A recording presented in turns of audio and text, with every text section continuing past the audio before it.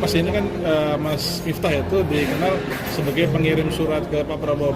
Boleh kasih ulasan sedikit ya surat yang dikirim ke Pak Prabowo, isinya apa sih dikit ya? Isi surat saya kepada Pak Presiden Prabowo yang ada di Istana Negara bahwa saya menolak program makan bergizi gratis untuk diri saya sendiri. Dan itu jika saya hitung kemarin pas April itu ada sampai saya lulus itu ada 18 bulan mas. 15.000 dikali 18 bulan itu ada sekitar 60 juta sekian. Ya, harapan saya anggaran itu dialokasikan untuk guru honorer. Mas, setelah surat itu viral dan kemudian ada respon dari pemerintah nggak sih Mas terhadap Mas Fala sendiri atau Mas Miftah sendiri?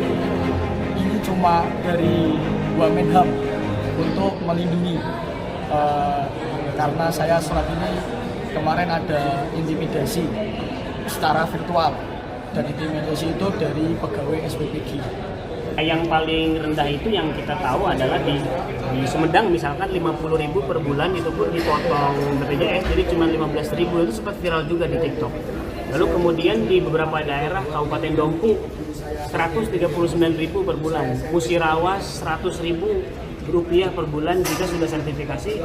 Kalau belum sertifikasi dapatnya 500.000. Dan range jarak 50 sampai 500.000 itu banyak di beberapa daerah. Mungkin saya menghitung lebih dari 10 daerah lah, kabupaten kota yang menggaji guru ASN P3K paruh waktunya itu kisaran 50 sampai 500.000. Dan P3K paruh waktu itu lahir ketika ada MBG. Mas, itu hasil survei ya? Ya, survei betul. Nah, guru-guru yang disurvei itu rata-rata udah berkeluarga apa masih single atau gimana? Ya, kalau kami lihat dari usianya ya, itu beragam memang ya. Ada yang single, ada yang sudah berkeluarga.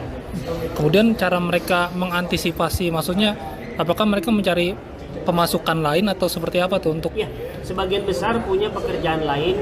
Ada yang ojek online, ada yang jualan di kantin, tapi kantinnya juga hancur karena ada MBG.